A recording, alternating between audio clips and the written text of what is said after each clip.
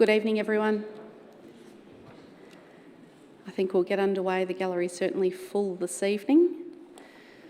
Welcome to the Council meeting of the 25th of September 2023. We'll commence by reading the Acknowledgement of Country, and I call upon Councillor Di Gillies to do so. Thank you, Chair.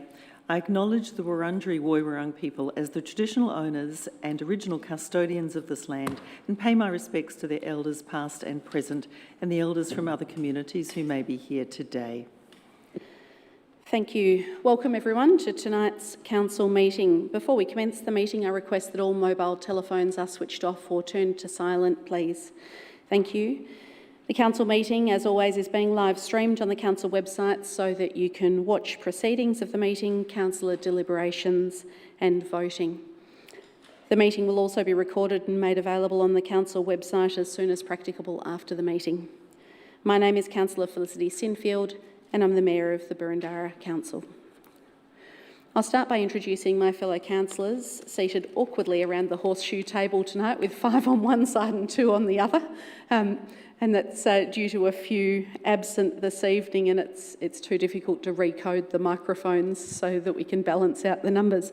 So seated to my left at the horseshoe table, Councillor Jim Park, Councillor Cynthia Watson, Councillor Nick Stavrou, Councillor Wes Galt, Councillor Di Gillies, and on the other side, Councillor Lisa Hollingsworth, our Deputy Mayor, and Councillor Jane Addis. I also acknowledge in attendance this evening our Chief Executive Officer, Mr Philip Storer, seated to my right, and our Manager of Governance and Legal, Mr Brian Wee, to my left. There are many other officers in attendance this evening and they'll be introduced as required. I'll now move to apologies. Mr Wee, are there any apologies for this evening? Through you, Madam Mayor, Councillors Biggar, Thompson and Franco are apologies this evening. Thank you. Item 1 on the agenda is the adoption and confirmation of the minutes of the Council meeting held on the 21st of August 2023. Councillors, can I please have a motion to adopt and confirm the minutes? Councillor Addis. Happy to do so. Thank you. Councillor Gillies. Seconded, thank you. Thank you. I'll put that motion to the vote. All those in favour? Declare that carried unanimously. Thank you, councillors. Item 2 on the agenda is the declaration of conflict of interest of any councillor or council officers.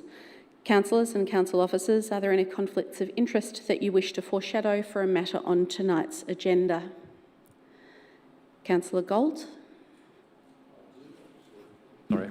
Yes, I have a conflict of interest. It'll be raised in general business, Mayor. Thank you very much. Are there any others to declare at this juncture? It appears not. Item 3, deputations and presentations, petitions and public submissions.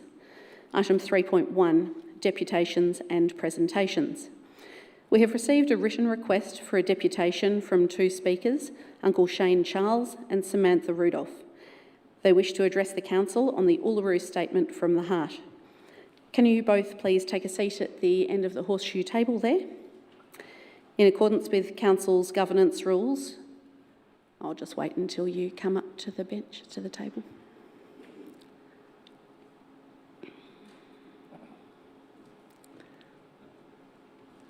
Good evening.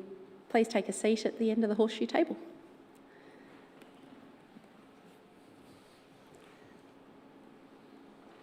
Thank you for joining us tonight.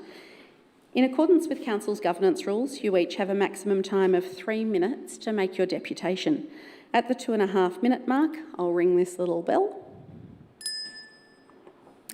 to make a sound to remind you that you have 30 seconds left to conclude. At the conclusion of your deputation, councillors may ask questions to clarify. And just before we get underway, I want you to know that councillors have all been circulated a 1-page Uluru Statement from the Heart document. And so councillors have that at hand. And so you can please commence your submission with your name and the suburb in which you reside. Who'd like to go first? Okay. Uncle Shane Charles of Keong Road in Toorak, also a traditional owner through the Wurundjeri and the Wadawurrung peoples, through my grandmother Violet McCrae Briggs, as well as the Bunurong peoples, as well as the Yoda Yoda people of the north. sit before you as a proud First Nations man. I guess there's testing times in our country, based around where you're at, in the conversation I guess we're about to have. But also I want to pay my respects to Mayor, councillors, for allowing us the opportunity to come and have this discussion.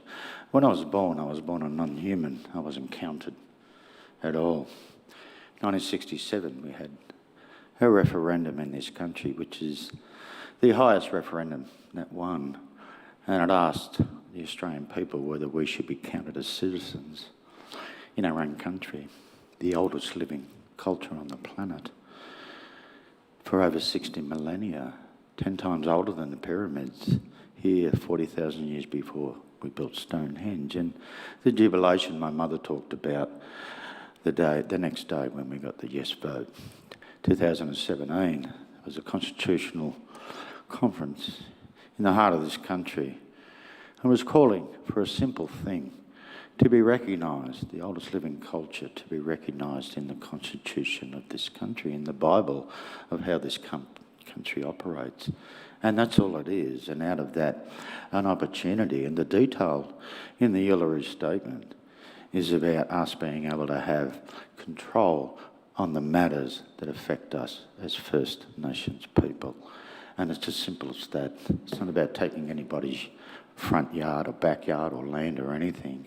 It's the recognition and how we will grow in pride and dignity and identity as a nation. This voice isn't just for me and my peoples, it's for Mother Earth, it's for the sustainability, the environment, it's for every single Australian to make this place a better place, and the invitation to walk with us and co-design a new future.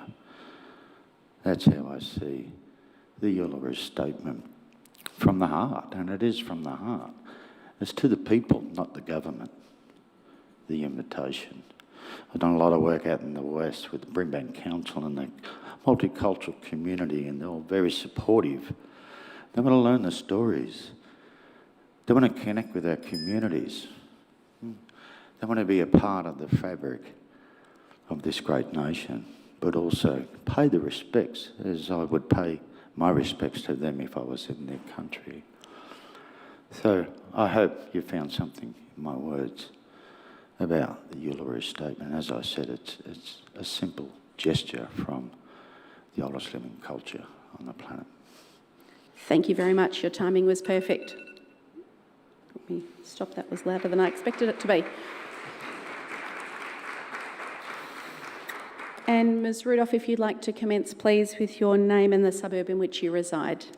Yes, my name's Samantha Rudolph. I live in Yarraville, but born and raised on Wurundjeri country. Also a proud Wurundjeri Yuin woman, and I work as Senior Policy Officer and Political Advisor to Arnie Jill Gallagher at the Victorian Aboriginal Community Controlled Health Organisation.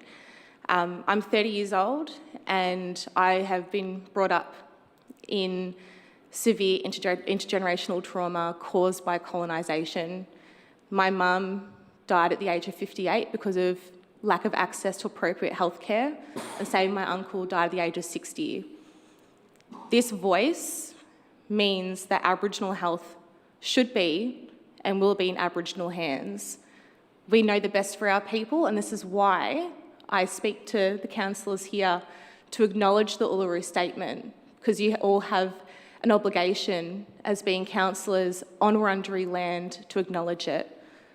The Uluru Statement from the heart calls for a voice to Parliament, and the voice to Parliament is an advisory body to make sure that I don't die at the age of 58 like my mum, that I can have better health outcomes, so then when I have kids, they can live in a world where they're fully accepted.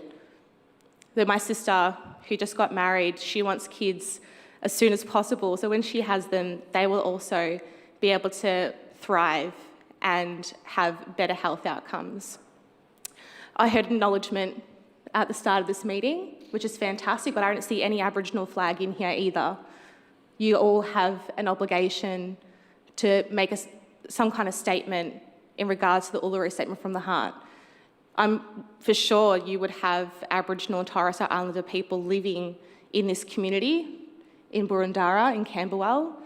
You also have an obligation as elected members to make some kind of statement in regards to the Uluru Statement of the Heart.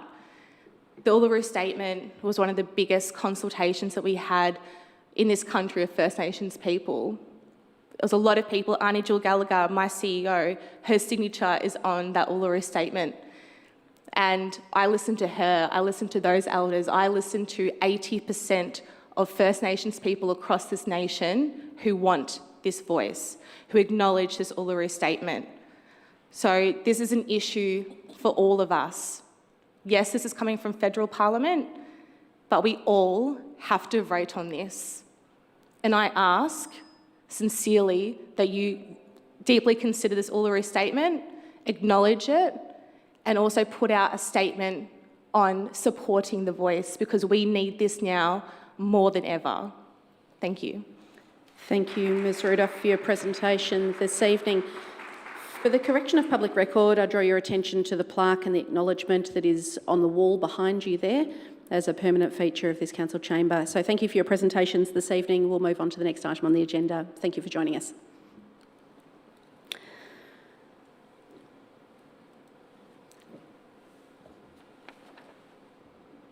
Item 3.2 on the agenda is petitions and joint letters. Mr Wee, are there any petitions or joint letters this evening? Through you, Madam Mayor, there are two petitions included in the agenda this evening, one relating to the demolition of Rotherwood and the second about traffic on Mailing Road. Thank you kindly. Bear with me. Councillors, is anyone prepared to move a motion to receive and note the petitions as printed in our business papers this evening? Councillor Park. So moved, Mayor. Councillor Gillies. Seconded, thank you. And I don't think it's likely that there's anyone in objection to that, so I'll put that motion to the vote. Thank you very much. That's carried. It was remiss of me to ask if you wanted to speak to that. My apologies, Councillor Park. Did you want to make any remarks in relation to that? And Councillor Gillies, as I note the first one is in your ward, I should have potentially indulged you, but you're happy. Thank you kindly. That brings us to item 4 on the agenda, the informal meetings of councillors. Councillors, is anyone prepared to move a motion in relation to the informal meetings of councillors as per our business papers? Councillor Hollingsworth, I think you do. Thank you, Madam Mayor. I would like to support the officer's recommendation, but I would actually just like to read a comment with regard to. Let me get you a seconder first. Thank you. Councillor Stavrou. Seconded, Madam Mayor. Thank you. Councillor Hollingsworth, would you like to speak to your motion? Thank you, Madam Mayor. Happy to move the motion as it's printed, but I just wanted to make note that I believe there is a record that is inaccurate because the matter refers to councillor meeting on the 21st of August 2023, a briefing, where it refers to the outcome of negotiations that councillors were updated about with regard to the Serpils Lane item. So consequently, I'd like to suggest that the motion read that council resolved to receive and note the record of informal meeting of councillors as annexed to the minutes, amended to remove the words "and outcome," which I believe is on the screen behind me. It's on the screen. Yes, thank you very much. So that's the motion that I would like to recommend. Thank you. Thank you kindly. And I'll just confirm, given the content of what you just said, Councillor Stavrou, you're still happy to second that motion. Is there anyone opposed to that motion? It appears not. I'll put that motion to the vote. All those in favour? I declare that carried unanimously. Thank you, Councillor Hollingsworth. That brings us to item 5 on the agenda, public question time. Councillors, our governance rules allocate up to 15 minutes for public question time. However, I predict with the number of questions received this evening that we will exceed the 15 minutes. As such, I'm in search of a motion to extend the time allocated for public question time by 30 minutes. Councillor Park. Extend by 30 minutes or to 30 minutes? Governance advised that they don't anticipate it will take longer than 30 minutes, but my wording here is to extend by 30 minutes, giving us 45 in case we do need that. Given the length of the agenda tonight, I'll move that we extend it to 30 minutes. Thank you. And do I have a seconder, Councillor Addis? Yes, happy to second that and hope that we don't have to move another one. I will be red hot on my 3-minute timer tonight. I'll put that motion to the vote. All those in favour? That's carried unanimously. So public question time is now extended to a total of 30 minutes. Council encourages the submission of public questions prior to 12 p.m. on the day of the meeting. Questions submitted prior to 12 noon will be provided a detailed verbal response as well as a response in writing. Those submitted after 12 p.m. will receive a verbal response if possible, but will otherwise be taken on notice for a more comprehensive written response to be provided in due course. Mr. Wee, I understand we have a plethora of public questions submitted for this evening. We do, Madam Mayor. We have 23 questions submitted by 15 people. Thank you. So of the 23 questions Council received, 13 questions relate to item 7.5 on tonight's agenda, being the Serpils Lane Strategic Property Project. All 13 questions are allowed in accordance with Chapter 2 of the Governance Rules, with preamble or irrelevant portions removed. I will read out the questions and the relevant officers will answer them as succinctly as possible, noting that a written response will also be provided. Question 1, asked by Romano Del Bito. Tonight's agenda, page 289, says the 37 spaces proposed is slightly in excess of the number in the Serpils Lane car park, which are not used in connection with Swinburne University. The car park had been heavily utilised by Swinburne people from early mornings for years without policing of restrictions, denying spaces for casual shoppers and commuters. Why accept that situation now as a baseline in the Section 173 agreement? And bear with me a moment.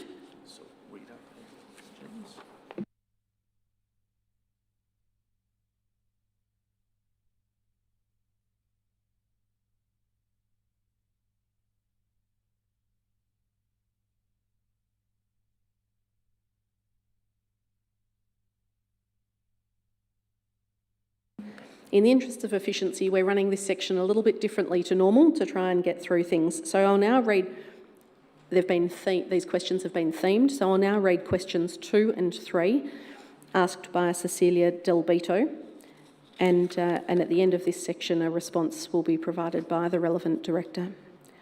Question 2. This meeting's agenda at page 291 says, a follow-up study of car park attendees has been undertaken by a traffic consultant. Is there any reason why that study's report cannot be made public? Question 3. Was Swinburne's interest in purchasing council's land mentioned or discussed by the Swinburne-Burundara Working Group Committee, which was active in the years after 2016? Question 4.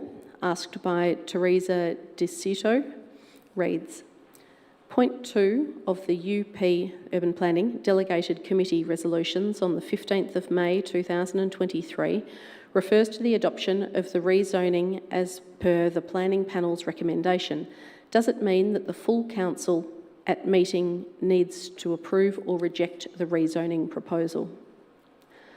Question 5 and 6 were asked by Montserrat Pezzamenti. Question 5. The Structure Plan 2010-11 projects a need for 129 car spaces in the future. Serpils Lane, 89 minus 37 equals 52 car parks eliminated, less 80 car parks for tram stop replacement, total 132 spaces. Could Council present a plan that would or could replace the 132 car spaces or 169 plus the 129 future / a total of 298 car spaces? Question 6. What is the difference with the land returned to Council by the RSL at Greythorn and Serples Lane. Questions 7 and 8 were asked by Leon Pezzamenti. Question 7 reads, Point 2 of the report sets a 10-year vision for Burundara's future. The Structure Plan 2010-2011, referred as a basis for the proposed sale of Serples Lane, is based on documents going back to 2007 and in the Swinburne Master Plan 2005. Please explain going back 15 to 18 years for Serples Lane. Question 8 reads, If sold, a proposed Section 173 agreement will be securing 37 car spaces for public use. Could they specify the title with the Section 173, please? Questions 9 and 10 were asked by Anthony Stolaric. Question 9 reads, Shouldn't Council advise the public of Swinburne Serples Lane Car Park SLCP offer, but express no intent re the Swinburne offer until Glenferrie Place Plan parking strategy has been resolved? Question 10 reads, Should not any car parking for non-Swinburne users to replace Serples Lane Car Park have parking fees consistent with Council Glenferrie ground level car parks with no charge for first hour? Question 11 has been asked by Antonia Fleming and reads, Has Council considered the engulfing footprint of Swinburne University in the Glenferrie Hawthorn area and Council's responsibility to the community in regard to public land, that is, prudent stewardship of the community's physical assets? Page 4, Asset Management Strategy 2019 to 2024 by the City of Burundara. Question 12 is from Francesco Bagallo, apologies if my pronunciation is not right, and reads, Why is Council selling Serples Lane Car Park, and without the Serples Lane sale, what is the budget projection for 24-25? Question 13 by Zhaohui Lu asks the following. I would like to ask the councillors and officers what use will be made of the $16 million received from the sale of Serples Lane. Is Council in debt at the moment? So that's the first 13 questions, and I call upon the Director of Urban Living, Mr. Scott Walker, to provide an answer to questions 1 to 10. He'll then be followed by our Chief Financial Officer, Ms. Amy Montalti, who will answer 11 to 13. Mr. Walker. Thanks, Mayor. A number of questions there in relation to the Serples Lane property, and I'll step my way through each question and indicate which question I'm providing a response to. So the first question, question 1. The most recent analysis of car parking at the Serples Lane car park demonstrates that the majority of car parking continues to be associated with Swinburne University. In fact, prior to the introduction of ticket parking, approximately 64% of all motorists parking in the Serples Lane car park were associated with Swinburne University. With the introduction of ticket parking on 12th of May 2023, this proportion has increased to 68%. This indicates that in the order of 29 spaces are not associated with Swinburne University use. This recent parking analysis provides current data for the basis of the Section 173 agreement, and the 37 spaces in the agreement is greater than the 29 obtained from the recent car parking analysis. The earlier study, prior to the introduction of paid parking, showed that in the order of 32 spaces were not associated with Swinburne University, again, less than the 37 spaces in the Section 173 agreement. This study also showed that car parking demand could be accommodated within the existing car parking areas in Glenferrie if the car parking on Serples Lane car park is lost. Question 2. It is intended that the follow-up car parking study, which examines the impact of ticket car parking on Serpels Lane car park, will be made available as part of the further consultation on the sale of the Serpels Lane car park land to Swinburne University. Question 3. Over a number of years, the position of Swinburne University in relation to Serpels Lane has varied depending upon their master plan at the time. With the arrival of a new Vice-Chancellor, they have now shown renewed interest in purchasing the land. Question 4. The Urban Planning Delegated Committee decision on 15th of May 2023 relates to Planning Scheme Amendment C385 Borough for the rezoning of Serpels Lane car park. Point 2 of the resolution states, refer Amendment C385 to a meeting of Council to be adopted in accordance with Section 29(1) of the Planning and Environment Act 1987. A decision on whether to adopt will be made following a formal decision to proceed with the sale of the land. This means that the full Council will consider the next steps with regard to progress of the planning scheme amendment once a formal decision has been made by Council on the sale of the land. Question 5. A car parking analysis has been undertaken to understand the impact should the land at Serpels Lane be sold, which has concluded that there is sufficient car parking capacity in existing car parks in the Glenferrie area. There are 1,641 publicly available off-street car parks in the Glenferrie precinct. This includes the Serpels Lane car park.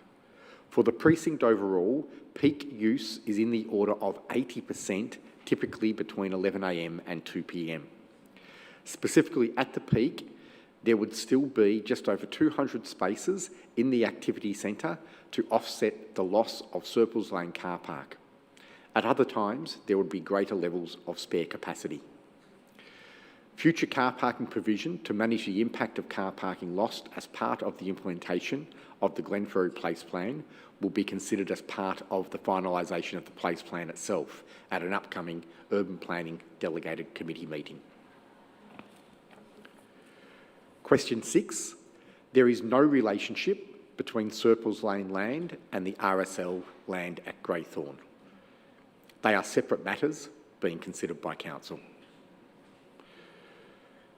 Question 7. The Glenferrie Structure Plan, 2010 and amended in 2011, is the most recent approved structure plan for the Glenferrie precinct and is therefore the relevant strategic plan to consider in regard to future decisions at Glenferrie Activity Centre. Question 8. The Section 173 agreement that is proposed for the land will apply to the Serpels Lane car park land and enable the provision of the 37 car spaces for public use either on Serpels Lane or on other land within the Glenferrie area to the satisfaction of Council. Question 9. A car parking analysis has been undertaken to understand the impact should the land at Serpels Lane be sold, which has concluded that there is sufficient car parking capacity in existing car parks in the Glenferrie area. And as indicated earlier, there are 1,641 publicly available off-street car parks in the Glenferrie precinct. This includes the Serpels Lane car park. For the precinct overall, peak use is in the order of 80%, typically between 11 a.m. and 2 p.m. Specifically, at the peak, there would still be just over 200 spaces in the activity centre to offset the loss of the Serpels Lane car park. At other times, there would be greater levels of spare capacity. Future car parking provision to manage the impact of car parking lost as part of the implementation of the Glenferrie Place Plan will be considered as part of the finalisation of the Place Plan at an upcoming Urban Planning Delegated Committee meeting.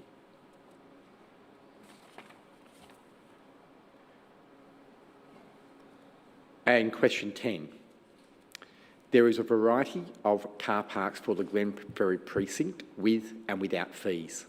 The fees in the Swinburne multi-deck car park are similar to council fees for paid parking in centres including Camberwell, where there is the option of paid car parking for short, medium to long-term parking in car parks as well as parking with no fee.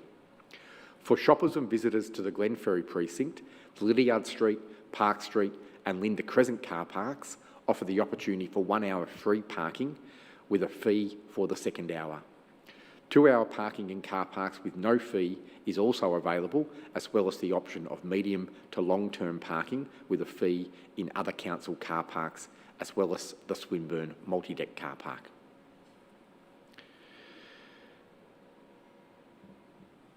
And Does that I think finish that your exhausts responses? my questions, and I think... Thank you, Mr Walker. Ms Montalti, if you'd be able to please provide a response to questions 11 to 13. Thank you, and through you, Madam Mayor. Question 11. The Serpils Lane Strategic Property Project seeks to ensure a positive outcome is achieved for the community by realising a return on this underutilised asset to enable investment in new projects to the benefit of the Burundara community. Consultation is proposed for the Serpils Lane Strategic Property Project, and all responses will be presented to Council for a decision. Question 12. The Serpils Lane Strategic Property Project seeks to ensure a positive outcome is achieved for the community by realising a return on this underutilised asset to enable investment in new projects to the benefit of the Burundara community. Council does not know what the budget projections are for 24-25, as work has not yet commenced on development of the 24-25 budget. Question 13. Any funds received as a result of a sale will add to Council's surplus. How these funds are used would be determined through the development of future budgets, noting that one of the objectives of the Serpils Lane Strategic Property Project is to achieve an optimal commercial return for the land to enable investment in new projects to the benefit of the Burundara community. Thank you. Thank you kindly, Mr Walker and Ms Montalti, for those responses. Council received 10 other questions about other matters. 4 of those questions have been disallowed, and they are as follows.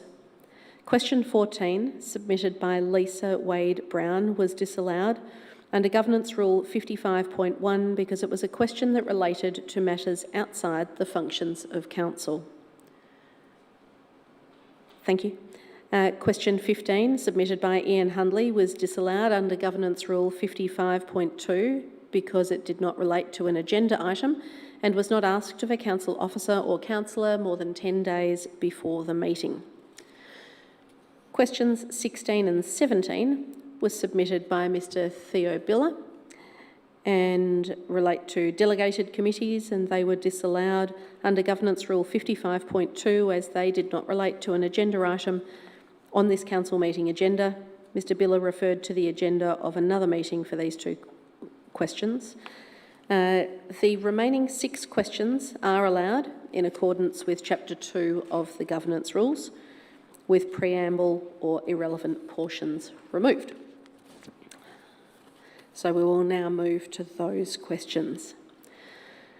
Question 18 is submitted by Jax Brown, who asks, will Council's support of its LGBTIQA+ community and hold inclusive activities and events that celebrate our collective identity, and will Council join other councils across the state in holding an inclusive event to mark Coming Out Day on the 11th of October that celebrates our LGBTIQA+ community and their collective diversity? Our Director of Community Support, Ms Kate McCaughey, will provide a response to this question. Thanks, Ms McCaughey. Thank you, Mayor. In regards to the first part of the question, the 19th of May MAV State Council resolution to work with stakeholders in support of activities and events celebrating diversity, the councillor representing the City of Burundara at this meeting did not support the resolution as it was introduced during the meeting proceedings and without adequate time for consideration by delegates and council.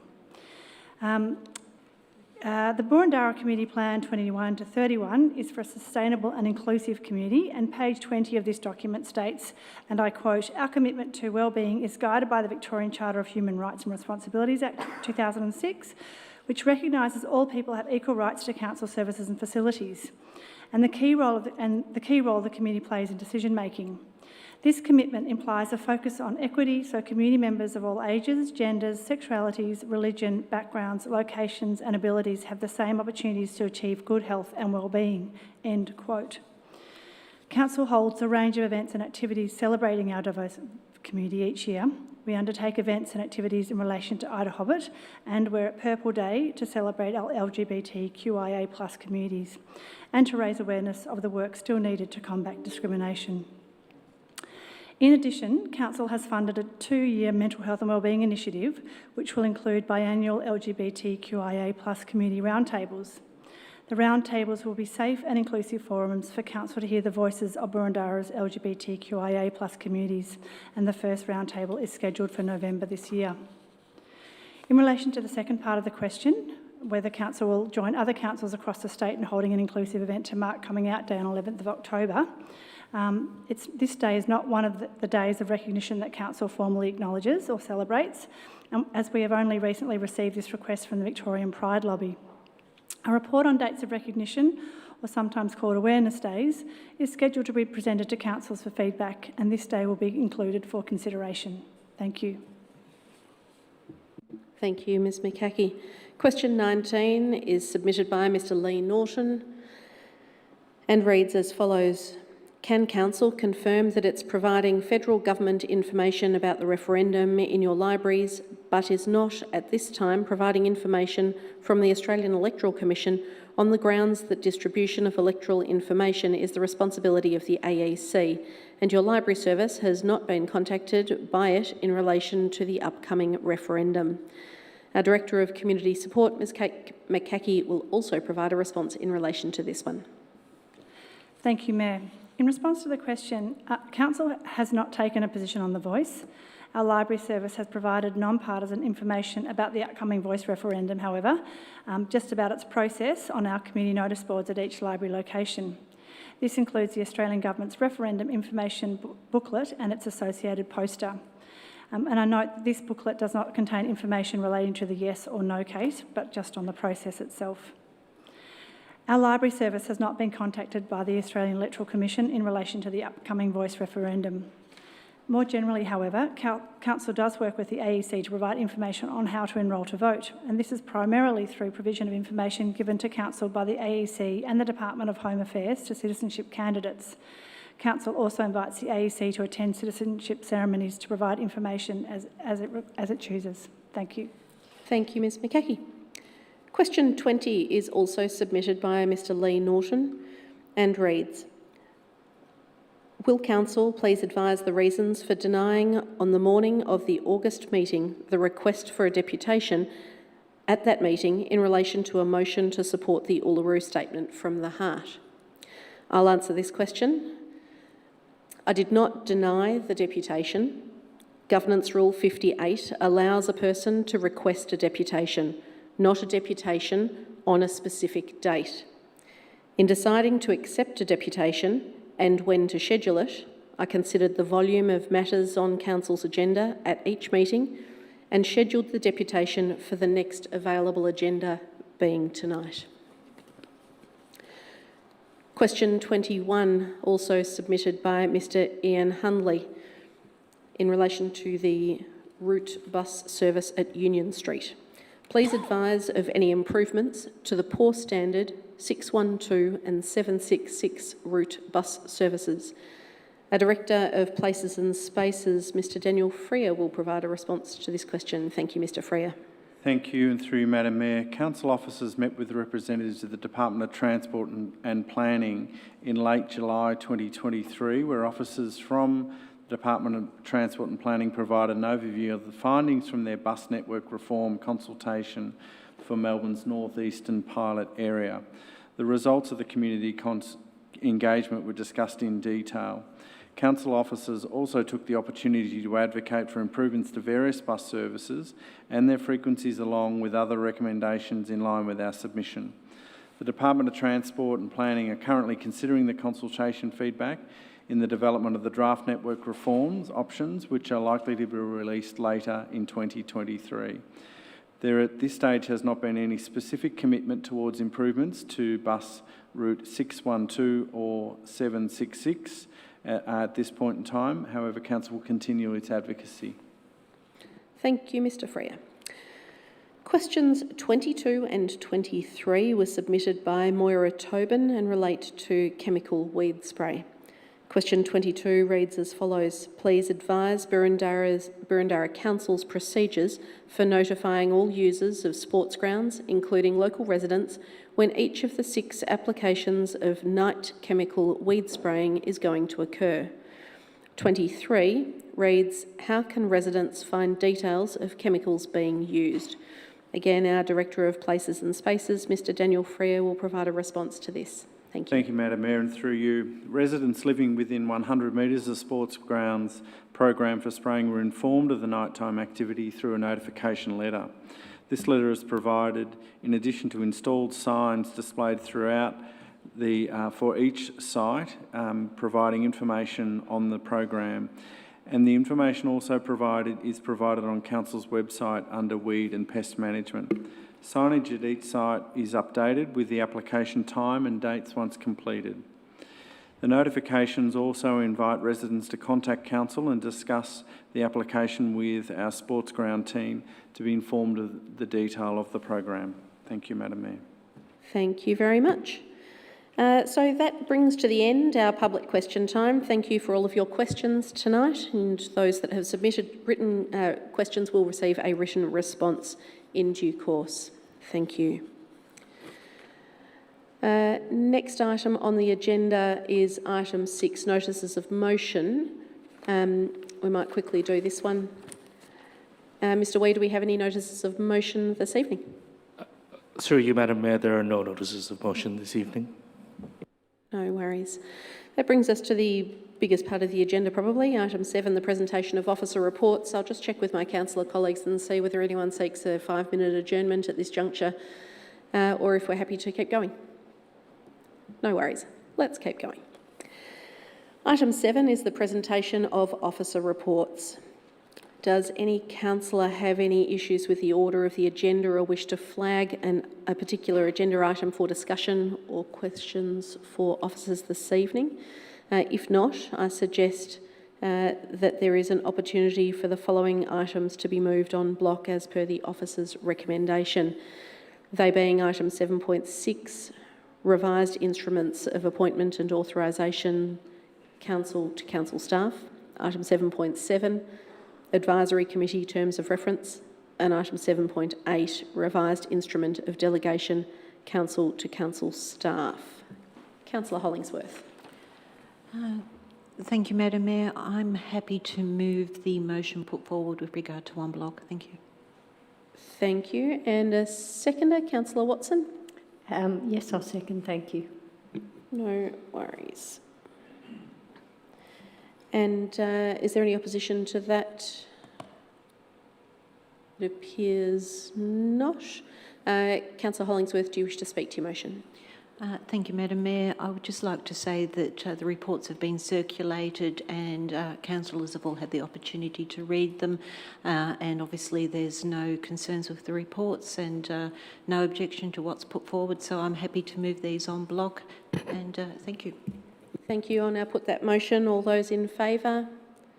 Declare that carried unanimously. Thank you, councillors. And to the members of the community joining us in relation to those particular items, please be assured that Council has been provided with and carefully reviewed each of these reports. Council is progressing these reports this way because they agree that the contents of the report and officer's recommendation is sound, so thank you. That brings us to item 7.1 on the agenda, the proposed discontinuance and sale of right-of-way of adjoining 259 to 281 Whitehorse Road and 1A Western Street in Balwyn. This item will be introduced by Mr Michael Hutchinson, Head of Strategic Property and Revenue. Thank you. Thank you. Through you, Madam Chair. This report is to consider commencement of the statutory procedures to discontinue and sell the road adjoining 259 to 281 Whitehorse Road and 1A Western Street, Balwyn. The road in question is 220 square metres and runs for just under 30 metres with immediate abuttal to 259 and 267 Whitehorse Road, as well as 1A Western Street to the north as shown hatched in your papers in attachment 2. In summary, the road is in the name of council. It is considered by officers to be no longer reasonably required for public access. The land from the road is intended to be incorporated into a proposed mixed-use development of surrounding properties. It is noted this report is being prepared applying the principles contained within the Discontinuance of Roads and Reserves policy adopted in August 2022. Balwyn Lifestyle Centre Proprietary Limited, the owner of 259 to 281 Whitehorse Road and 1A Western Street, Balwyn, seeks to purchase the land at market value, including costs, which is consistent with the policy. Should Council resolve to commence the statutory procedures, a public notice will be placed on Council's webpage highlighting the opportunity to provide feedback. In this instance, there are no adjoining property owners. If any submissions are received, a further report will be presented to a future meeting of the Services Delegated Committee to enable the consideration of any submissions and for a decision on whether to sell the land. If no submissions are received, officers will undertake the necessary procedural steps to complete the formal process for the sale of land. So happy to take any questions. Thank you. Thank you kindly. Councillors, are there any questions for officers? Councillor Watson. No question, but we'll move the motion at the appropriate time. There is no flurry of lights, so now might be the time. Thank you, Madam Chair. I'm happy to move the motion on the screen. Thank you. And is there a seconder? Councillor Gillies. A second. Thank you, Chair. Thank you. To assist the mover, is there anyone opposed to this motion? It appears not. Councillor Watson, would you like to speak to your motion? Yes, briefly, and to thank the officers for their report and the work they've done on this issue. It's been a long time coming. This site amalgamation and proposed site redevelopment has been on the boil for many, many years in the Maranoa ward. When it happens, it will revitalise a certain section of Balwyn. This will be something that will be of great community benefit, and I wholly support the sale and discontinuance of this land, and ask the officers carry it forward if councillors support the motion on the screen. Thank you. Wonderful. Thank you kindly. As the motion is not opposed, I'll now put that motion. All those in favour? Declare that carried unanimously. Thank you, councillors. Thank you, officers. Item 7.2 on the agenda is the review of dog control order. This item will be introduced by Yvonne Hill, Policy and Project Specialist. Just before you commence there, just pop that button on and your red light. I had, sorry, my Wonderful. apologies. That's okay, no worries. Over to you. Thank you, and through you, Madam Mayor. The City of Bundaba has 2 dog control orders. Dog control order number 1 lists the parks that are off-leash. The designation of Gordon Barnard Reserve North Balwyn is the other dog control order, and it designates that as a dog play park. Both include requirements to keep dogs under control, and the requirements are the same across both orders. It was an action in the Domestic Animal Management Plan 2021 to 25 that we review the dog control orders, and we have done so looking at these documents for their clarity and consistency. As a result of this review, 5 changes or updates are proposed. 1 is to include the address of each designated off-leash park and reserve to provide greater clarity to the dog owners. The second is to make a change that reflects the renaming of Burke Road South Reserve to Lewin Reserve. The third is to clarify which part of Beckett Park is actually the dog off-lead. At the moment, it just says Beckett Park brackets part. Now we propose to make it clear which part. The fourth item is to reinforce the existing requirement that the owner of a dog that is off-leash should be capable of restraining that dog if needed. So not only that they carry a leash, but if they need to be able to restrain the dog, that they can do so. Oh, sorry, I said off-leash, I meant on-leash dog. And lastly, to remove the word worry from the owner obligations, since the term worry is actually quite a historic one and is already covered by the term threaten that's already in the dog control orders. Lastly, the review noted that having two related orders creates confusion, and so it is recommended that they are combined into a single order. It's therefore recommended that this single order, a dog control order, be published in both the Government Gazette and the Herald Sun to make it live, and the proposed dog control order is in the attachment. Thank you, Ms Hill, for your presentation. Councillors, are there any questions for officers this evening? Councillor Watson. No question. Happy to move the motion on the screen at the appropriate time. Thank you kindly. Councillor Stavrou. No question zone to second it when it's appropriate time. No worries. There are no further lights on. It appears that there are no questions for Ms Hill this evening, so I'll move back to Councillor Watson.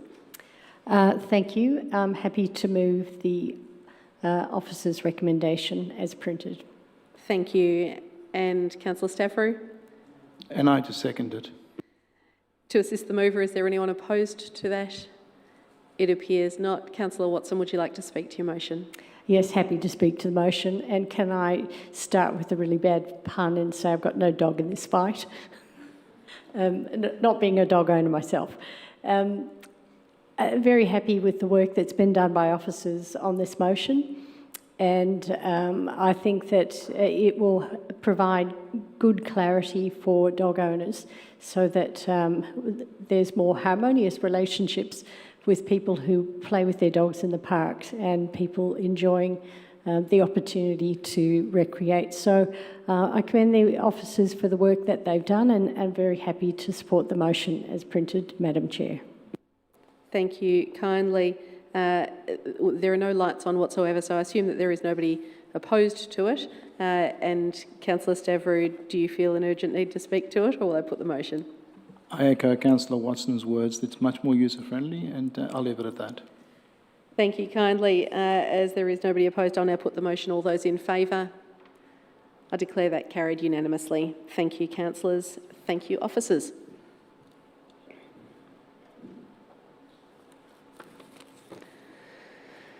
That brings us to item 7.3 on the agenda, Smarthdale Estate Heritage Precinct, decision to adopt Amendment C388BORO.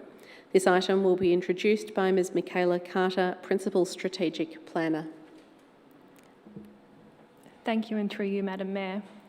Tonight's report is to seek Council's adoption of Amendment C388 to the Boroondara Planning Scheme. This is following the Urban Planning Delegated Committee decision to refer the item at its meeting on the 4th of September 2023.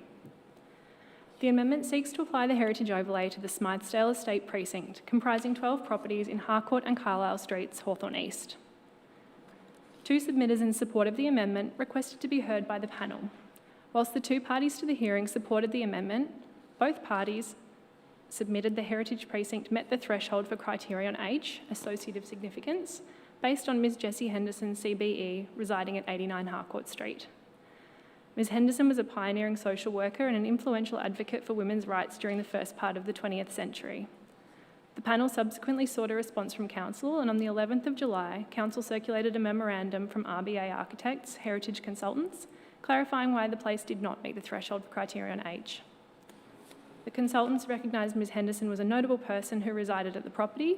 However, as no built heritage fabric could be attributed to Ms Henderson's time at the dwelling, the criterion could not be met. On the 13th of July, officers received the panel report for the amendment. The panel recommended the amendment be adopted as exhibited and found the precinct met the threshold for inclusion in the heritage overlay for criterion A, historical significance, D, representativeness, and E, aesthetic significance in relation to 89 Harcourt only. The panel agreed with Council's heritage consultant with respect to the threshold for criterion H not being met in relation to Miss Henderson and 89 Harcourt Street. On the 4th of September, the UPDC resolved to endorse the officer response to the panel's recommendation and refer the amendment to an ordinary meeting of Council for adoption. Officers recommend the Council adopts Amendment C388 as exhibited and resolves to submit the amendment to the Minister for Planning for final approval. Thank you. Thank you very much, Ms Carter. Councillors, are there any questions for officers? It appears not. Councillor Hollingsworth. Thank you, Madam Mayor. If there is no questions, I'd like to move the officer's recommendation. Thank you. Thank you. It appears that there are no questions. Maybe Councillor Gillies? Correct, no question. Thank you. And Councillor Hollingsworth, you're prepared to move the officer's recommendation. I'll just test and see whether there is any opposition to that. It appears not. Would you like to speak to the motion? Thank you. Look, I'm mindful that this is in the ward you represent, and as the Mayor and obviously the ward councillor, I'd like to ask if you'd like to speak to the motion. Thank you. It's largely procedural. We've discussed this earlier in this month. Okay. Thank you. Well, thank you. So look, very happy to support the officer's recommendation and delighted that it's put before us this evening. Thank you. Thank you kindly. And as it is unopposed, I wasn't going to double back to you, but I'm happy to. No, just to second it. Thank you. Sorry, did we not do that dance before? No, my bad. Sorry. Apologies. So we have moved it, we've seconded it, we've spoken to it. I'll now put that motion to the vote. All those in favour, I declare that motion carried. Thank you, councillors. Thank you, officers.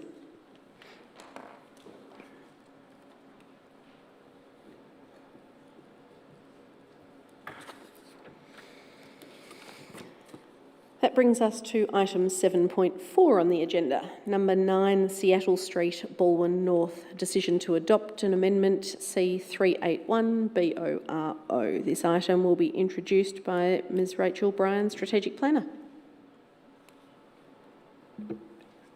Thank you, and through you, Madam Mayor. Tonight's report is to seek Council adoption of Amendment C381 BORO to the Boroondara Planning Scheme following the Urban Planning Delegated Committee decision at its meeting on 4th of September 2023. Amendment C381 BORO seeks to implement the recommendation in the heritage citation for the Batruni House former 9 Seattle Street, Balwyn North by including the recommended property in the heritage overlay on a permanent basis. On 4th of September 2023, the UPDC resolved to endorse the response to the panel recommendation and refer the amendment to an ordinary meeting of Council for adoption. Officers recommend Council adopts Amendment C381 BORO as exhibited and resolves to submit the amendment to the Minister for Planning for final approval. Thank you, and I'm happy to answer any questions. Thank you kindly. Councillors, are there any questions for officers? Councillor Park. I move the officer's recommendation, Chair. Thank you. There appear to be no questions or further lights on. Councillor Stavrou. Are you asking for a second? Yes, if you would like to second that. I'd like to second it. Thank you. And for the benefit of the mover, is there anyone opposed to that? It appears not. Councillor Park, would you like to speak to your motion? I'll be brief in that case. I'll let the stunning architecture speak for itself. Thank you. Councillor Stavrou. As there's nobody opposed to it, I'll now put that motion to the vote. All those in favour? I declare that carried unanimously. Thank you.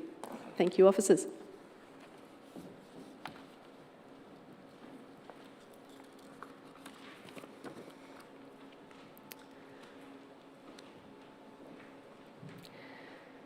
That brings us to item 7.5 on the agenda, the Serpils Lane Strategic Property Project.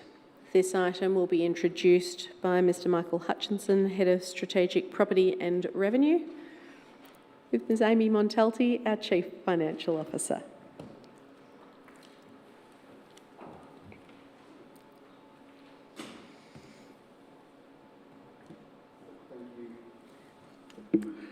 Thank you, and through you, Madam Chair.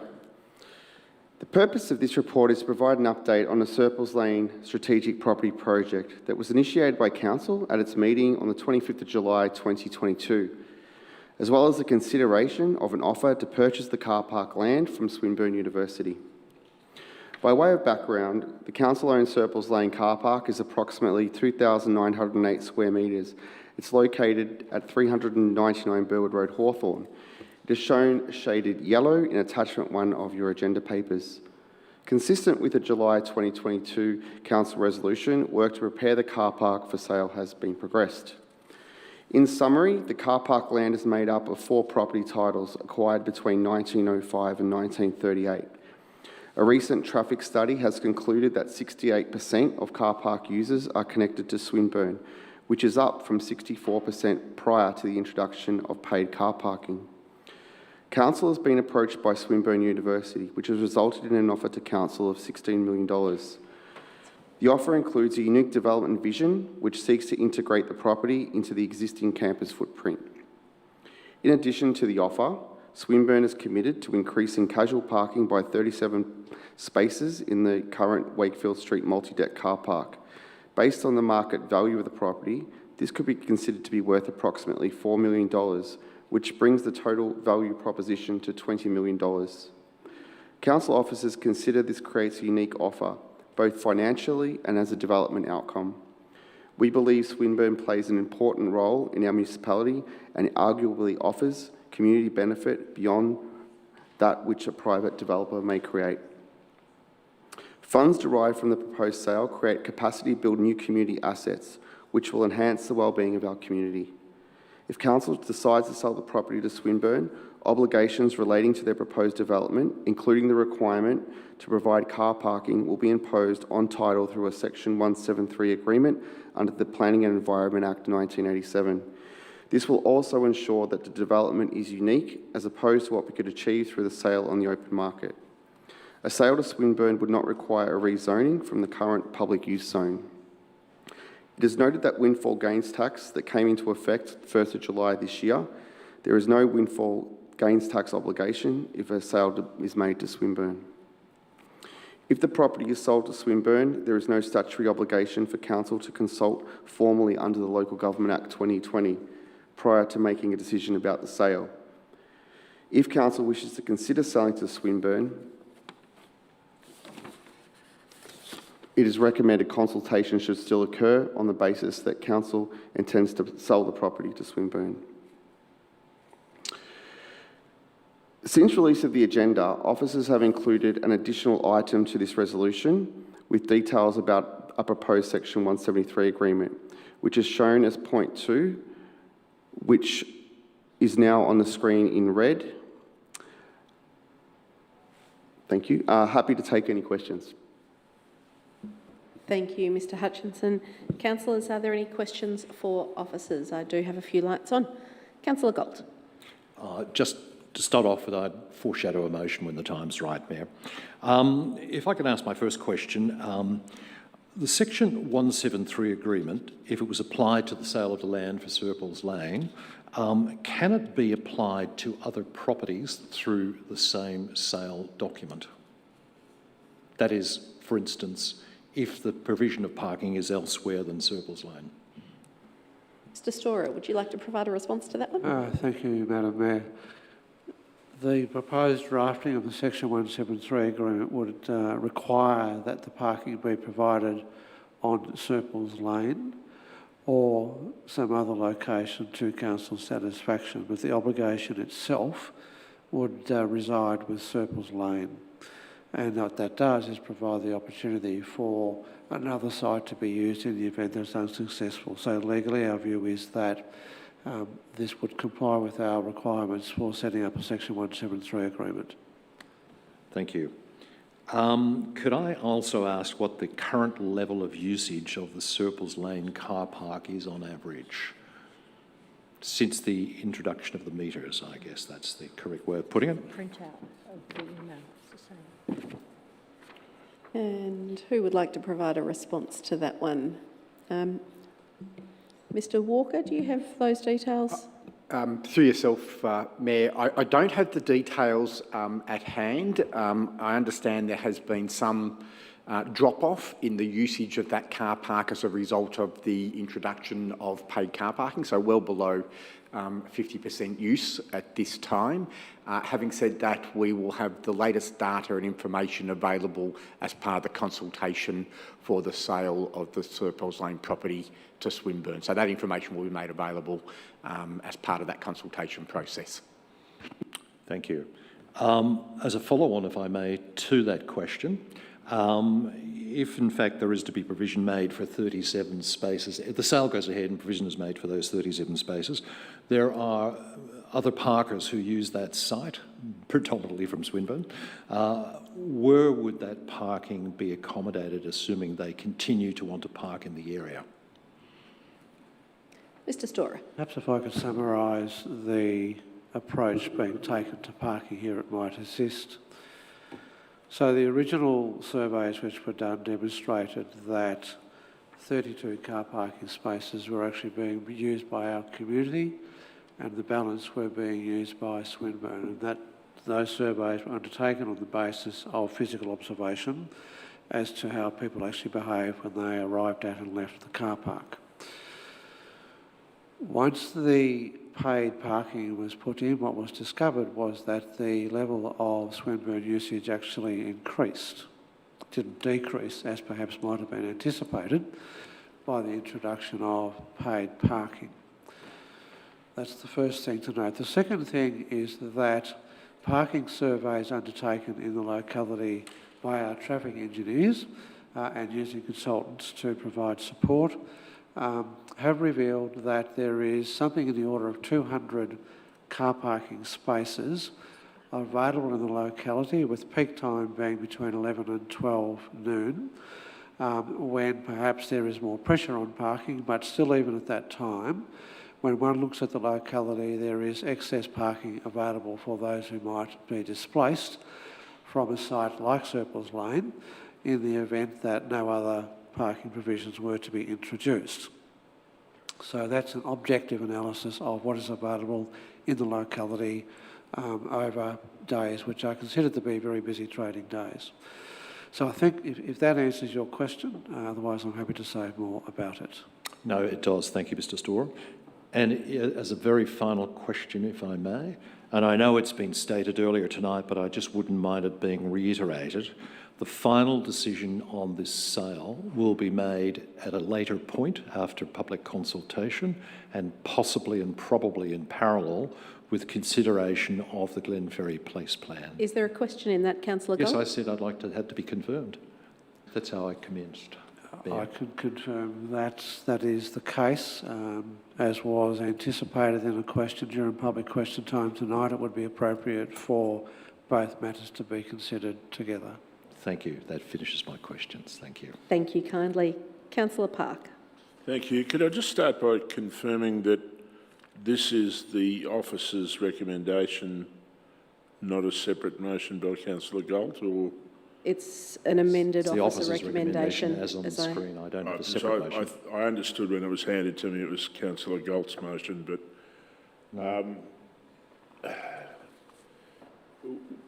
so I'm just interested to understand what drove the amendment from what was in the report to what's on the screen. Mr. Storer. Perhaps I can assist. What had happened is that Councillor Galt raised concerns that the community may not have understood the intention of a Section 173 agreement and the role it might play in dealing with some of the concerns that the community would have. So the intention was to help make it clear by adding this section to the officer recommendation. We had no difficulty in doing that because we really felt that nothing would be lost by expanding upon what's already in the report as to how the 173 agreement might deal with those concerns.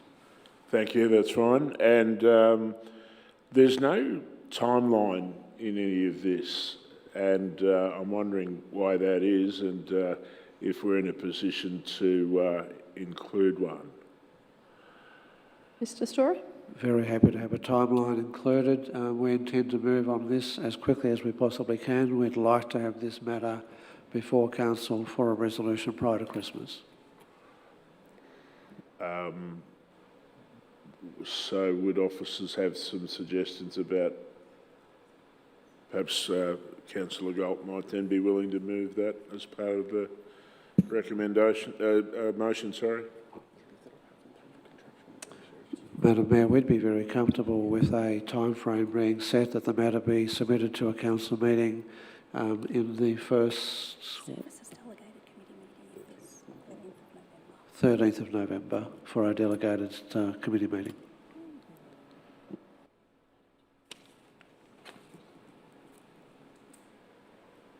Bear with us a moment.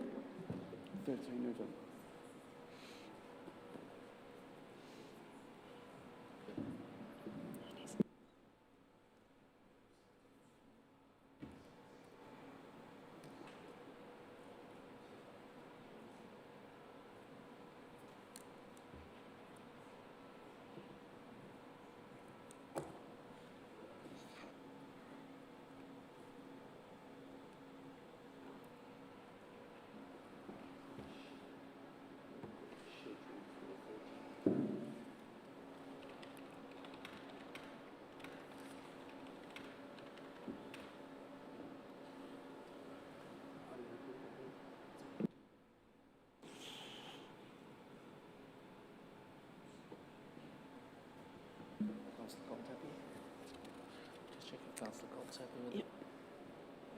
Ms Montalti, you're happy that that's achievable. Councillor Galt, would you like to incorporate that in your motion? I'm very happy to have point 4 incorporated, thank you.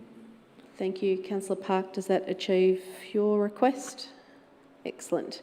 So we are still in question time, so we will go to Councillor Watson.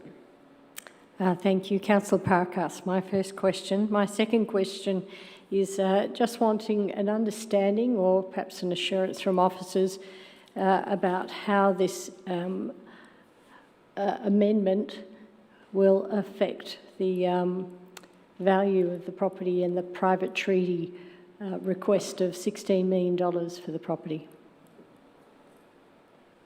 Mr Storer. Through you, Madam Mayor, Swinburne University is already aware of the intention to utilise the Section 173 agreement and to provide the conditions which are contemplated here.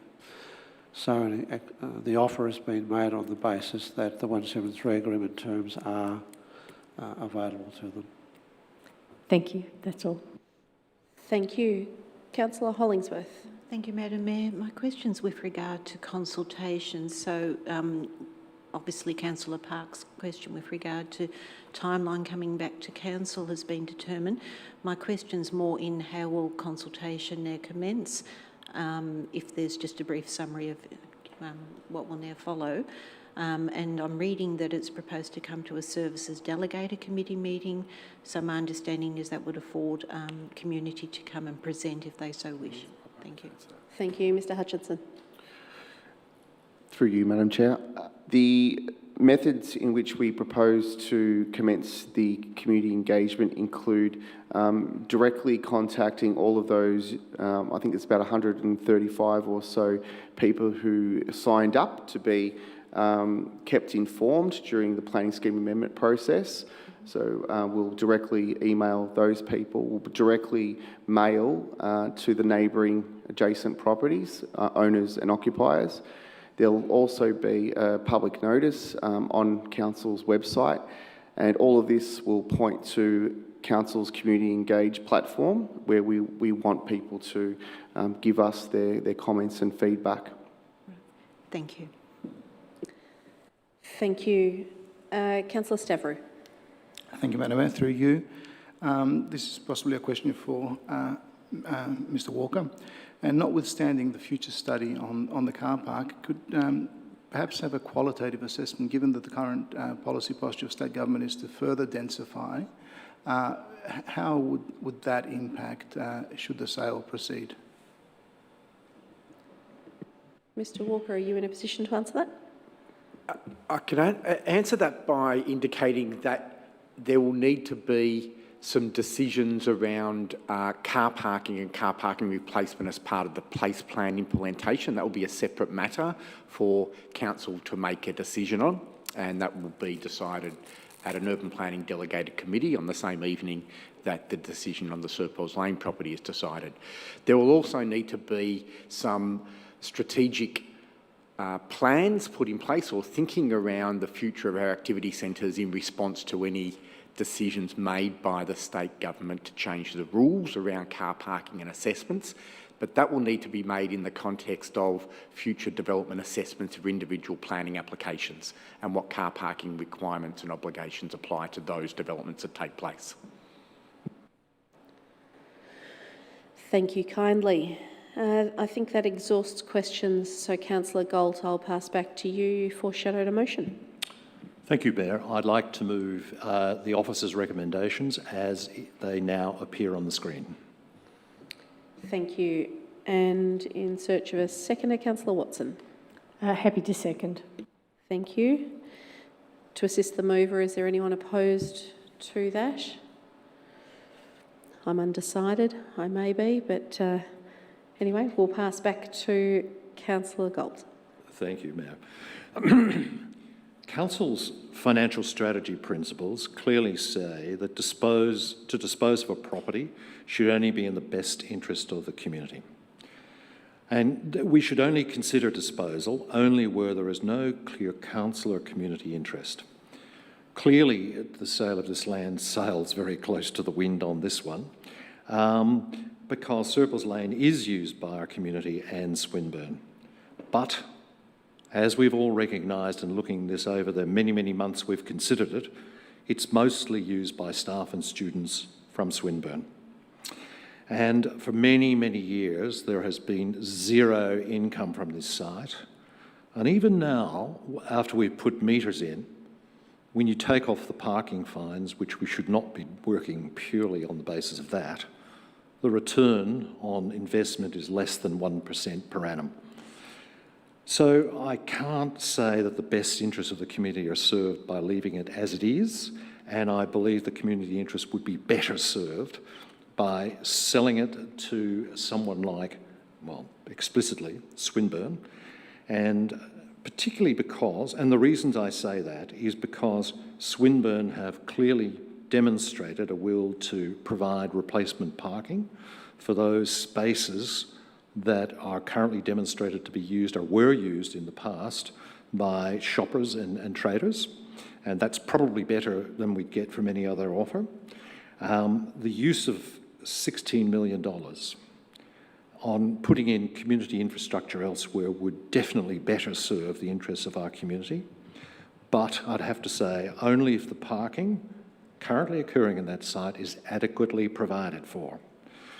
We will have an opportunity further on during the place plan to consider these outcomes and how we deal with them, but that's further down the track. So tonight, I encourage my colleagues to support the motion as it stands on the screen at the moment. Thank you. Thank you kindly. Councillor Watson, as the seconder, do you wish to speak now or reserve your right? No, I'm happy to believe the motion is unopposed, so I echo Councillor Galt's sentiments. Largely unopposed. Thank you. Are there any other councillors that wish to speak at this juncture? I'll make my comments very brief. I think the proposal of a Section 173 agreement under the Planning and Environment Act certainly assists in ameliorating some of the concerns raised by various different corners of the community over the journey thus far. I'm not entirely convinced that it mitigates them. I will probably vote against this, I think, this evening, and understand that I am in the vast minority in doing so. But I certainly look forward to hearing the community consultation over the coming months and learning more about this journey and what it will mean in reality for our community, particularly our Trader Association, and the community around the Hawthorn and Glenferrie precinct. I'll leave my remarks there. Councillor Galt, is there anything you wish to add? Nothing further to add, Mayor. I'm happy to put the motion. Thank you. Let's do that. All those in favour?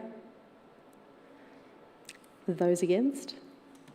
That motion is carried. Thank you, officers.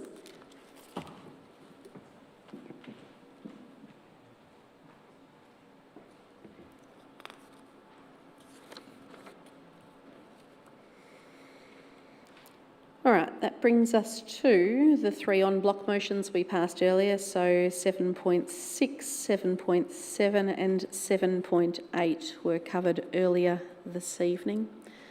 So there is no need to go over those again. And that brings us to item 8, if I'm not mistaken, which is general business.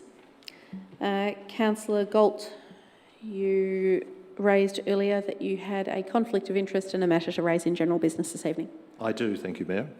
I'm proposing to take leave of absence between the 10th of the 10th and the 20th of the 10th, and seeking approval for that tonight. Oh, and that's material conflict of interest. Thank you kindly. Would you like to absent yourself from the council chamber while we consider that matter? Additionally, we have a request for leave of absence from Councillor Franco and Councillor Thompson.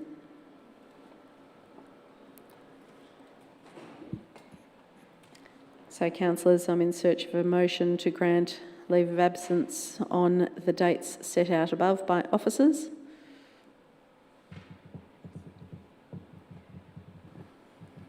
That's hopefully all there. Councillor Hollingsworth. I've actually got my light on for a general business matter. No worries. Thank you. Councillor Galt's gone and left his light on. Councillor Park. We really are in search. Seek and you shall find. I move that motion. Thank you. And do I have a seconder?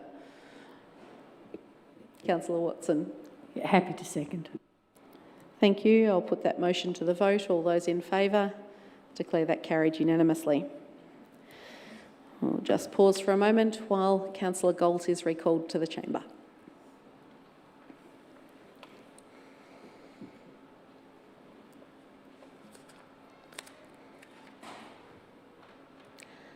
Welcome back, Councillor Galt. Councillor Hollingsworth, you have a matter of general business. Thank you, Madam Mayor. I'll be very, very brief. As a member of the Reconciliation Advisory Committee and acknowledging that Councillor Stavro here is also, I just wanted to say a thank you to Uncle Shane Charles and Ms Samantha Rudolph for their deputation presentations, and just wanted to assure the community that the City of Burundara is very much invested in working with our First Nation people as the Wurundjeri Woi, and we have an excellent relationship with our local elders and enjoy working with them very much through our Reconciliation Advisory Committee and our reconciliation strategic objectives that we have implemented many of. Thank you. Thank you. Are there any other items of general business? Then I will raise one myself. And that is in relation to Blue Ribbon Day, as we call it in Victoria, which is marked on the 29th of September annually, which coincides with National Police Remembrance Day. Blue Ribbon Day is a chance for the community to say thank you to those that protect and serve our community and ensure that those who have fallen are never forgotten. The Blue Ribbon Foundation first launched its Blue Ribbon Day in 1999 after the outpouring of community support for Senior Constable Rodney Miller and Sergeant Gary Silk, who were tragically killed on the 16th of August 1998 in Cochrane's Road, Moorabbin. The City of Burundara is pleased to show support for the campaign and to remember the 175 Victoria Police officers who have died in the line of duty, and say thank you to all Victoria Police officers for their work in serving and protecting our community locally and further afield.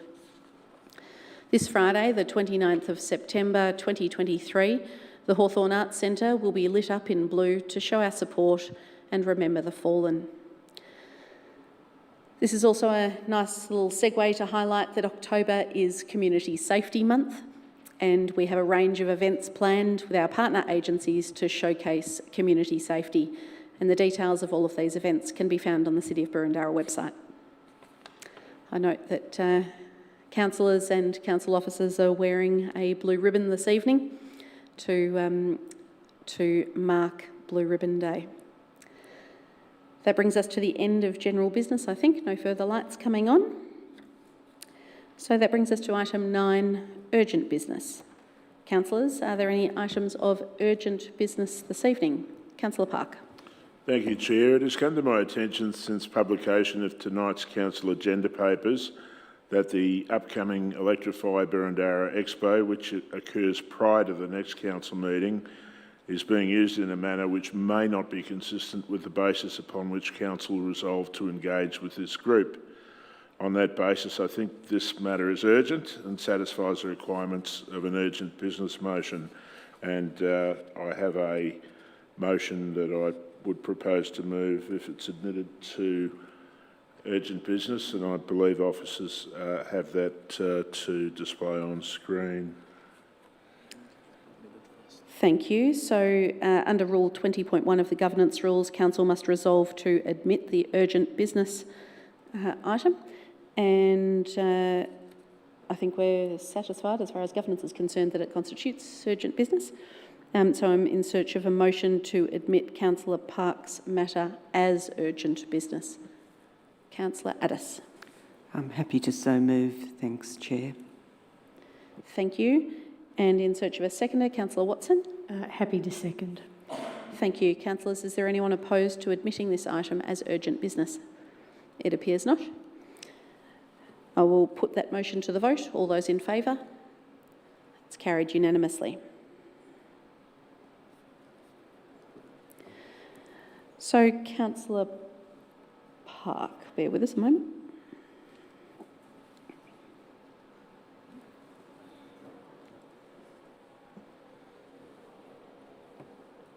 Might leave that on the screen for a moment for people to read.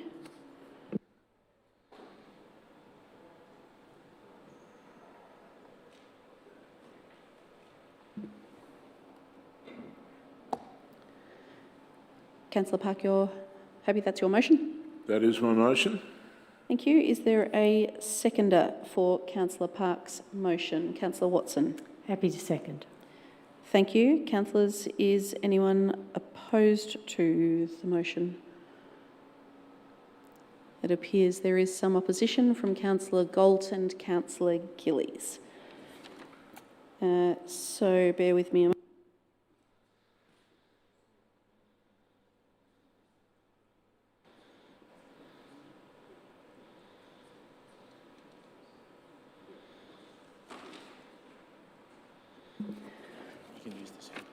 That's right. Thanks.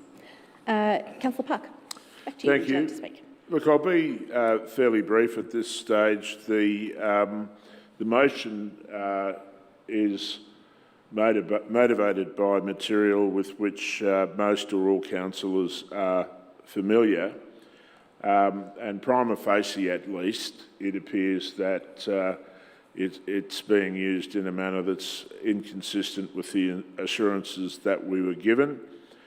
Some might like to explain away that conduct by saying, oh, well, it's a third party or it's this or it's that, but there are a number of serious questions to be answered by Electrify Boroondara, and pending answer of those questions, it's important that council not be seen to be endorsing a group that's maybe involved in promoting political candidates.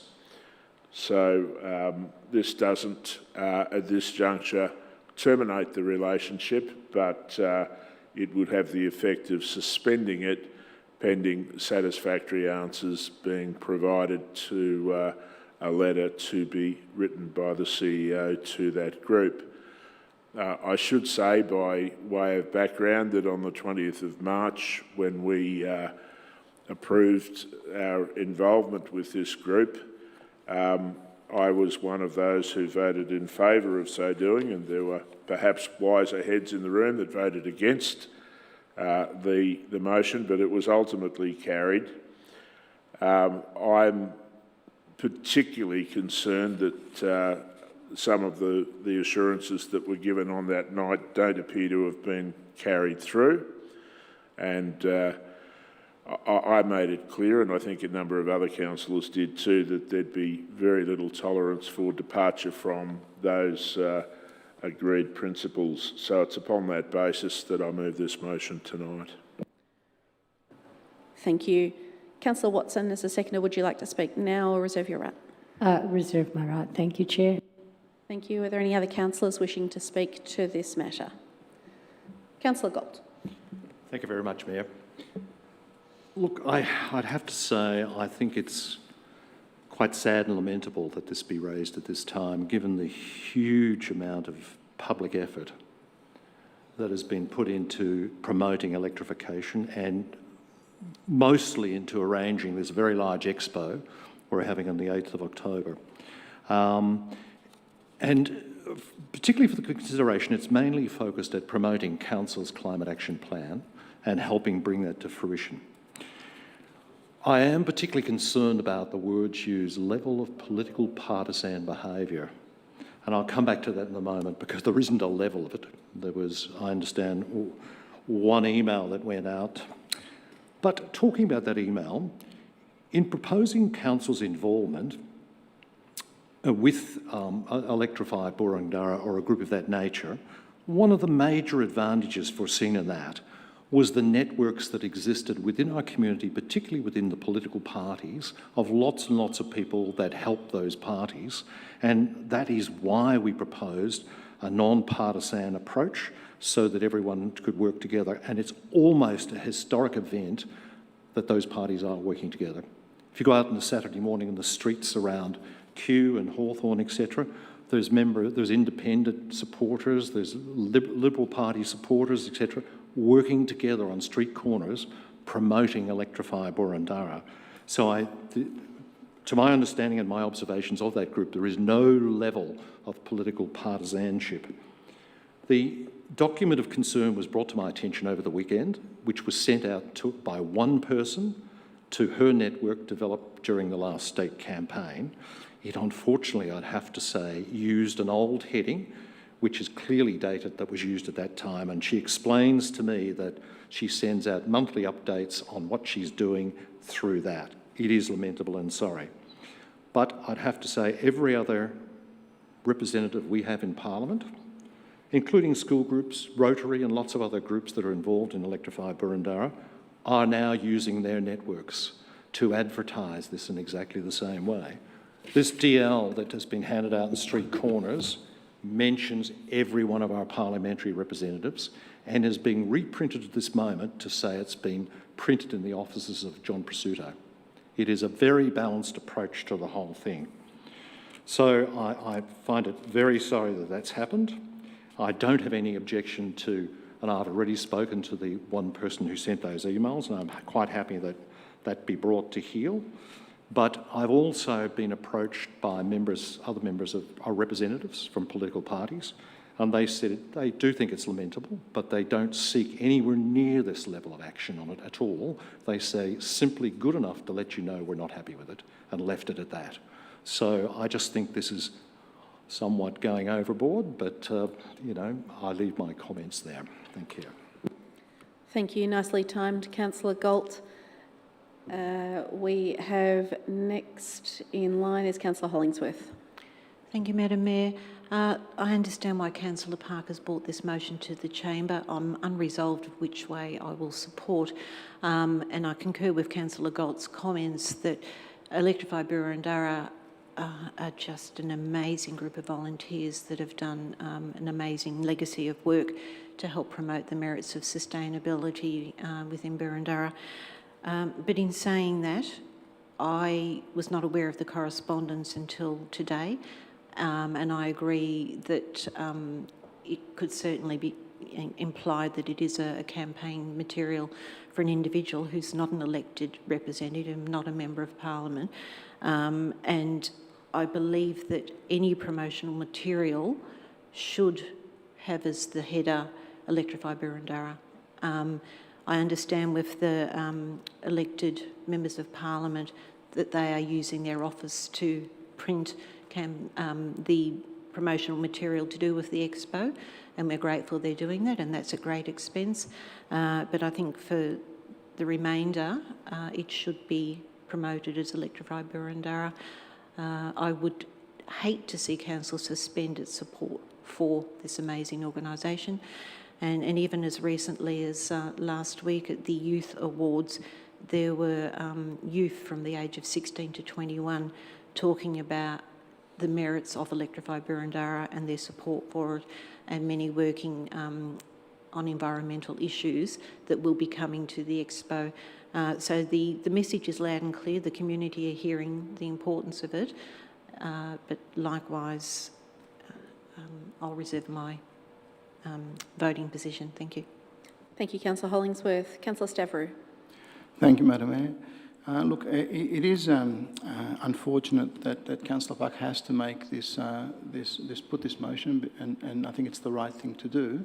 But paradoxically, for the reasons that Councillor Galt has raised, that we and Councillor Buck spoke to it a little bit as well. We, as a council, found it very difficult to understand initially what the engagement was going to be with Electrify Burundara, but we had all the good faith to work with them, to understand what that was going to be, but it had certain commitments with one another. And there were commitments that were undertaken in front of us to ensure that it was going to be really about the electrifying aspect of it, and that we were going to be fellow travellers with our climate journey here at Council, which of course we have taken extremely seriously, developing a climate action plan and being behind that climate action plan with serious commitment. So nobody can say that this council has not been doing what we need to do. I also take a little bit of exception that we take other political parties and what they're doing and how they're reacting to this, because we are in a different position.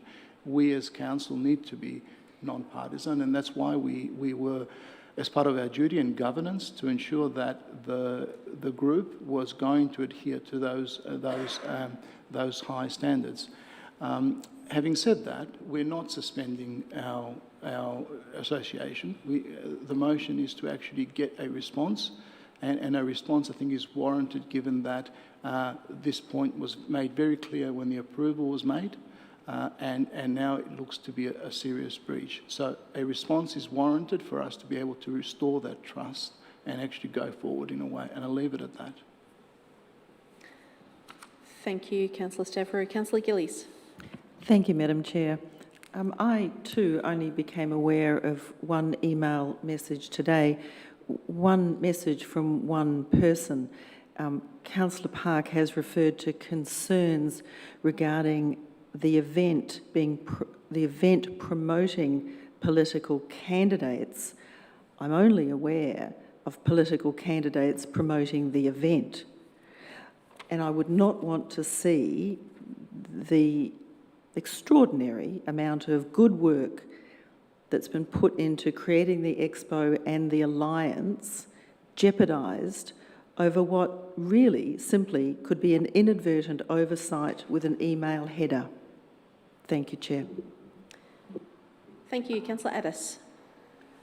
Thanks, Chair. Just a question of governance. I believe Councillor Gillies is on the executive there. Is that perhaps? No, that is not correct. I attend as an observer, Councillor Watson. Thank you, Chair. Thank you. Thank you for the clarification. Councillor Addis, you have the floor. Thanks, Chair.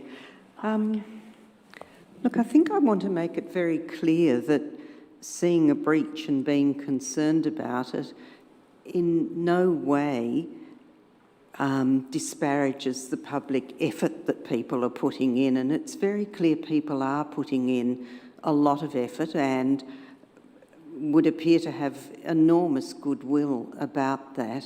And I think it would be a shame if if this were in some way characterised as not appreciating that effort. So I just wanted to make it very plain that my concern, which is reflected in support of this motion, is about the potential breach, the political nature of, and it may be one, it may be more, but I've seen one example and I do have some concern about it.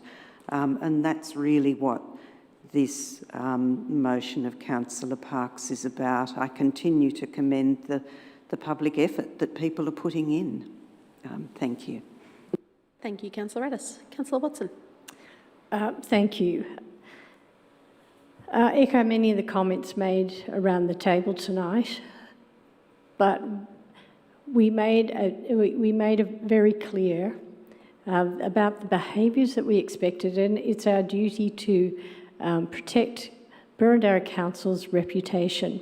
And as I see it, there has been behaviour that needs to be called out and questioned. And I thank Councillor Park for his motion, because we need to acknowledge this in a public way. We also need to have a proper explanation from a member of the executive on why this happened, and it needs to be of a satisfactory nature.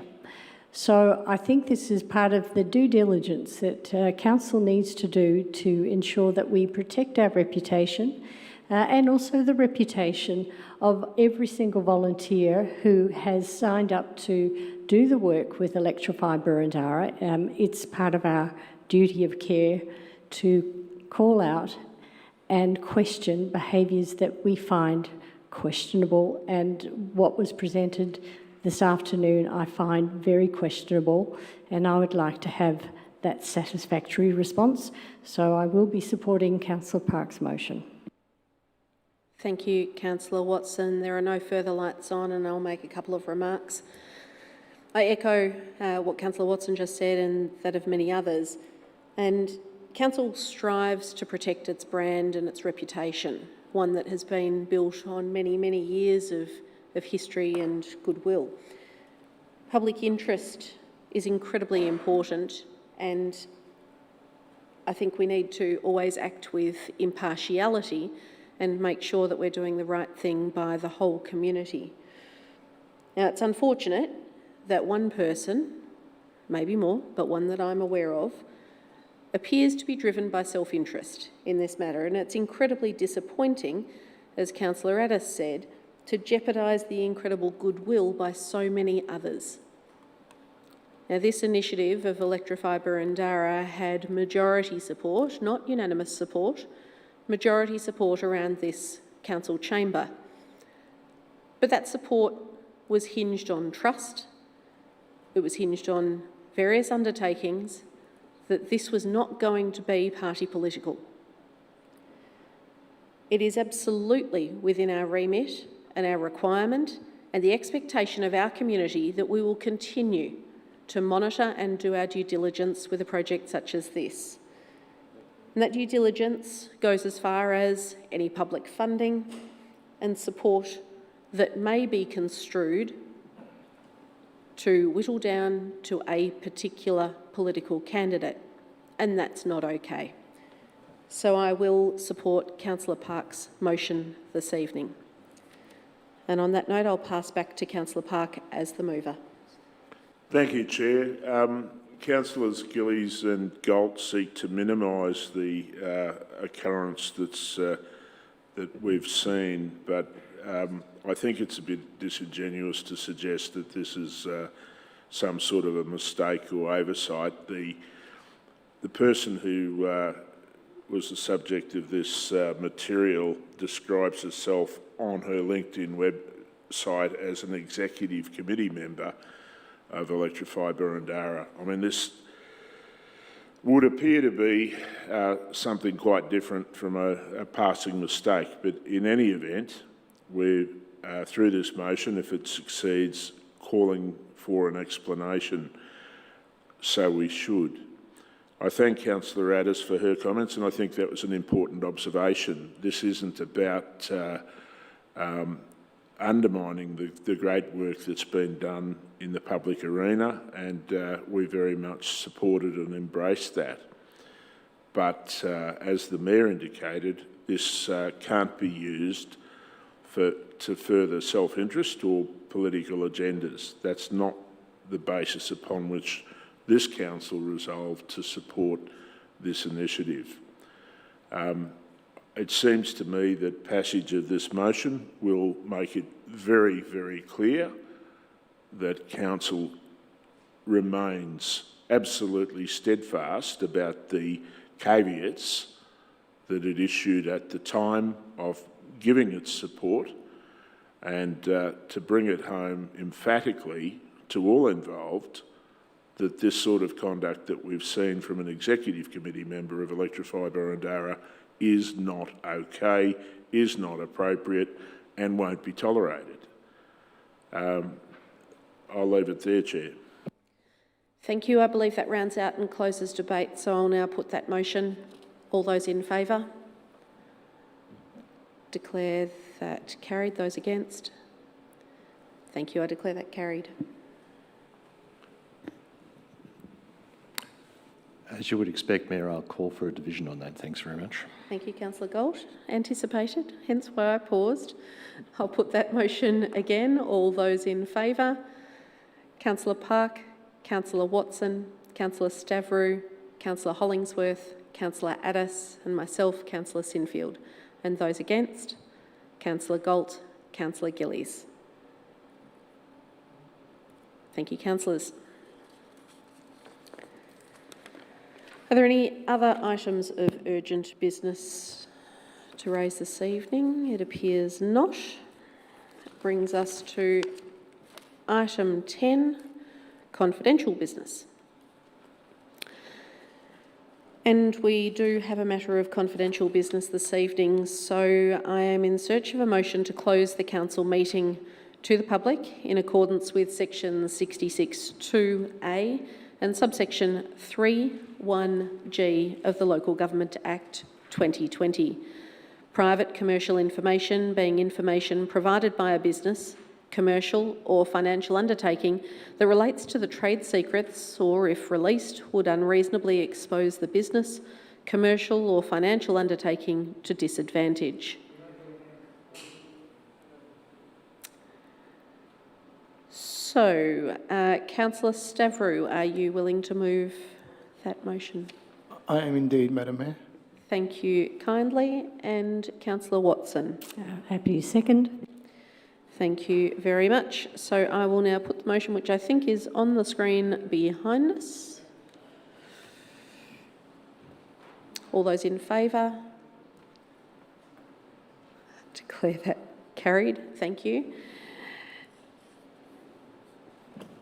And so I now declare the council meeting closed to the public, and we'll just do a few administrative things to bring that to effect.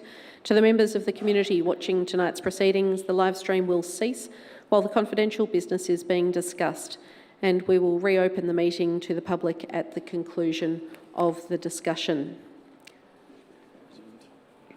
Thank you. So we have now reopened the meeting to the public, and to the members of the community watching tonight's proceedings, welcome back to the live streaming of the council meeting. However, this is the end of business for this evening's meeting. So before I close the meeting, I'd like to thank all of you who have joined us in the gallery and online, and I now declare the council meeting closed. Good night.